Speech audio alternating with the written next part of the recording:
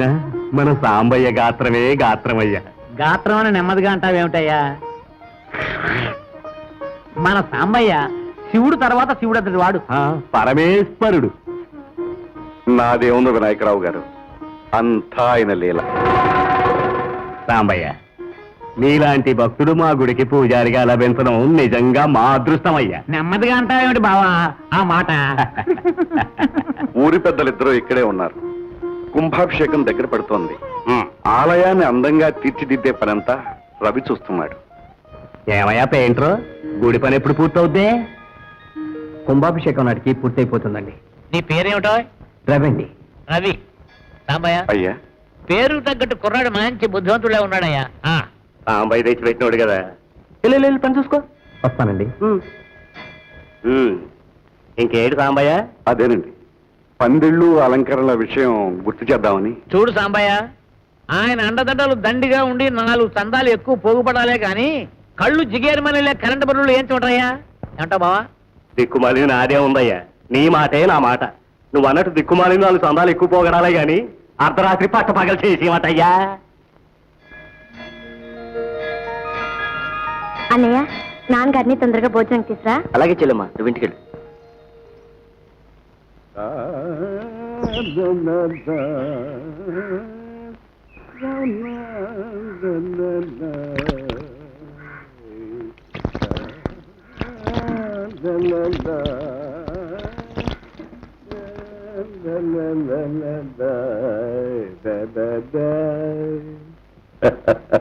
ఏమిటండి అంత ఆనందం? ఆనందం కాక మరేమిటే.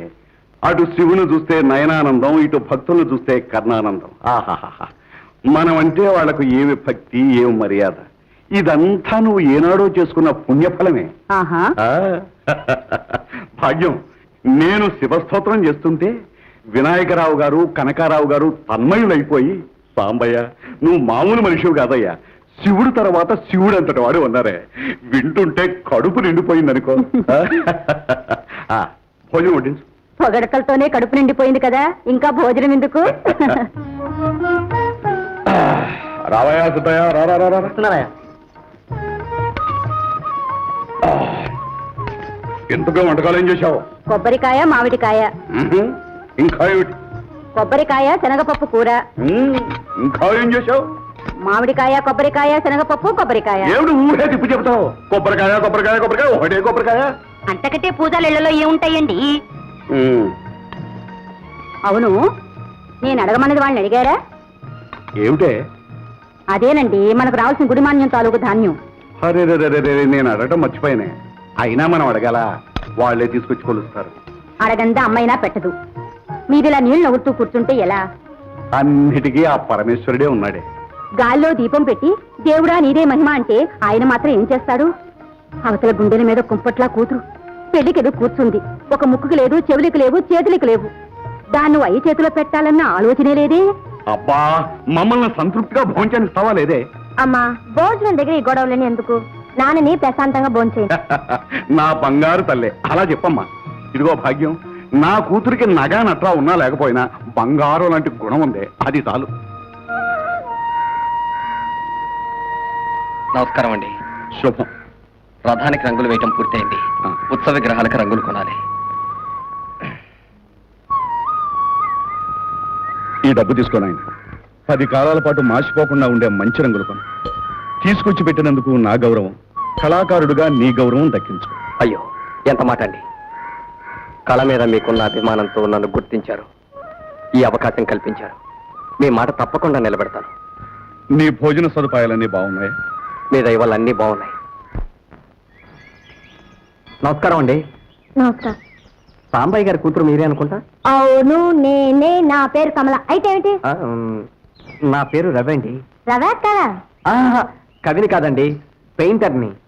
ఓహో, కుంభాభిషేకం ఏర్పాట్లు చేసేది మీరేనమాట. మీరు చాలా బుద్ధిమంతులని విన్నాను. అవునండి, మనసుకు నచ్చిన వారితోనే మనసు విప్పి మాట్లాడటం నాకు అలవాటు.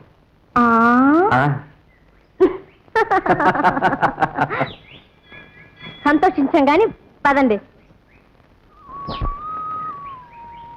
ఇక్కడ కూర్చుందామా? రా రవి.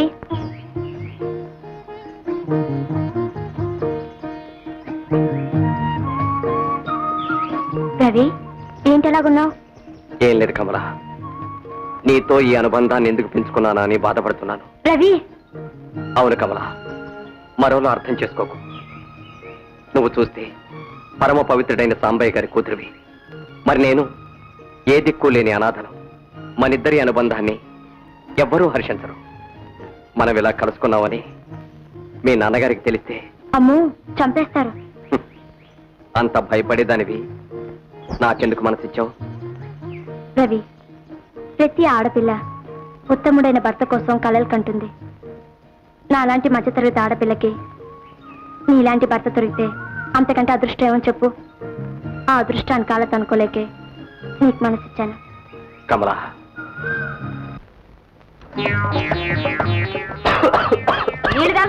నేనెవరో తలుచుకున్నారా రాజు?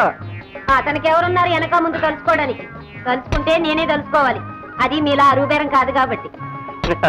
పొట్టిందిరా నిన్న పోటు.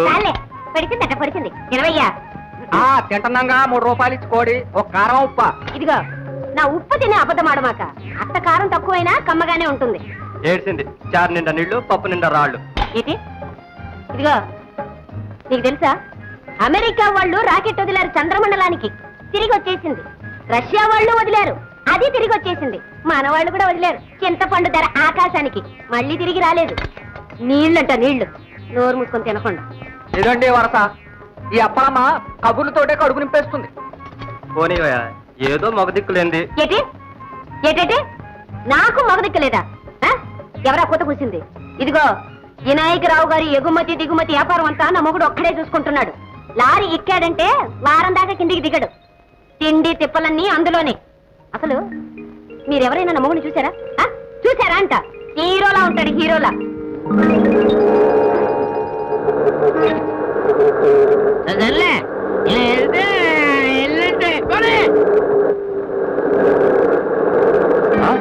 ఇదే నెంబరు.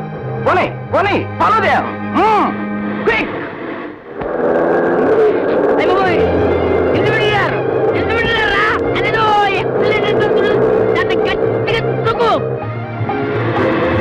నువ్వు తొక్కపోతే వాళ్ళు మಣ್ಣు తొక్కుతారు.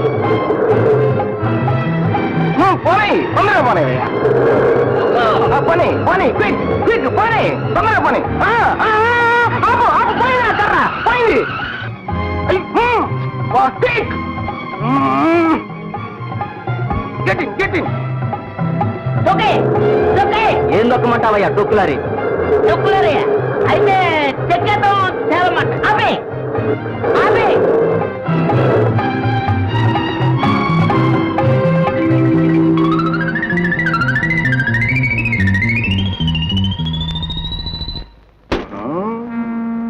ఇద్దరు చెక్కేశారన్నమాట. సార్, అంతా గంధపు చెక్కే సార్. ఆయన ఇద్దరు చెక్కేశారు. తప్పించుకుందాం అనుకుంటున్నారు. ఇద్దరిని గంధపు చెక్క చెక్కినట్టు చెక్కేస్తాను. అడ్డల కొట్టేస్తావు కదయ్యా. ఈ లారీ తీసుకొచ్చి పోలీస్ స్టేషన్ దగ్గర పెట్టు. అయ్యారండి, అయ్యారండి, అమ్మగారండి. ఎవరు ఎవరండి? మేమండి. ఊరి వేధవల్లారా మీరా? ఏమిటిలా దొడ్డుతోని తెచ్చారు? కట్టి చూడండి. అయ్యగారు లేరండి? పోలీస్ స్టేషన్కి వెళ్ళారు. అప్పుడే పట్టుకెళ్ళిపోయారండి. అప్పుడే పట్టుకెళ్ళడం ఏమిట్రా? ఆయన పనులు పోలీస్ స్టేషన్కి వెళ్తే. అమ్మగారండి, ఇది మీకు తెలుసండి? మా గంధపులారి పోలీసులు అడ్డపడి పట్టుకెళ్ళిపోయారండి. అయిందా? నేను నెత్తి నోరు కొట్టుకుని మొత్తుకుంటూనే ఉన్నాను. 4 వేళ్ళు నోట్లో పోతున్నాయి. మనకెందుకండి దొంగ వ్యాపారాలు అని. నా మాట వింటేగా. ఏమిటో వినేది? వచ్చారా? అక్కడే పెట్టి మూసేశారామని ఏడుస్తూ ఉన్నాను. ఏడవగా ముగిలేదుగా వచ్చాడా ఈ కాపు. ఏరా, లారీ పోలీస్ స్టేషన్ దగ్గర ఆగింది. అసలు ఏం జరిగింది? లోడ్ వేసుకుంటుంటే పోలీసులు వెంబడించారండి. మేమే తప్పించుకోవచ్చు. మీరు ఈ దొడ్లోకి వస్తుండగా మిమ్మల్ని ఎవరన్నా చూసారా? మేమెవరిని చూడలేదండి. మీరెవరిని చూడలేదా? లోపల సావండి. ఏమండి, ఇలా రండి. ఏమిటండి ఇదంతాను? ఇప్పుడు పోలీసులు కొంప మీదకి వస్తే ఏం చేస్తారు? రారు. ఎందుకు రారండి? ఆ లారీ మంది కాదు, ఆ లోడు మంది కాదు. అదేమిటండి? పిచ్చిదానా, ఎప్పుడైనా ఇలాంటివి జరుగుతాయనే ఆ లారీ భద్రాచలం గారి పేరు మీద కొన్నాను. ఇప్పుడు ఆ లారీ వాడిదే, ఆ లోడు వాడిదే. మరి నష్టము? ఏం వదిలేస్తాం. నేనే నేనే నాన్న మాట్లాడుతుంటా. లారీ లోడ్ ఎత్తారా? లారీ రోడెత్తడం అయ్యింది, పొలి మీద దాటకుండా పోలీసులు పట్టుకోవడం అయ్యింది. లారీని పోలీసులు పట్టుకున్నారా? నాకు తెలుసు నువ్వు ఇలాంటిది ఏదో చేస్తావని. వ్యాపారం అనగా ఏదో జరుగుతుంది, కావాలని చేసావా? అసలే డే నైట్ కస్టమర్ తో కాళ్ళు లేక వస్తుంటే మధ్యలో నీదో గొడవ. పెట్టేకండి పెట్టేకండి. భద్రాచలం గారికి కొంత డబ్బిచ్చి పంపించాను, వాటి సంగతి చూసుకోకపోతే గంపలు మిగులుతాయో. సరే పంపించు, తప్పుతుందా మరి? అంతే. అబ్బా పెట్టేశారేమిటండి? అబ్బాయి ఎలా ఉన్నాడో, వేళకి తింటున్నాడో లేదో కనుక్కుందాం అనుకుంటే అబ్బాయి ఏ వేళకి ఏం పుచ్చుకోవాలో పుచ్చుకుని, ఏ వేళకి ఏం తినాలో తింటున్నాడు. తిండి సంగతి చూడు. నడు నడు నడు.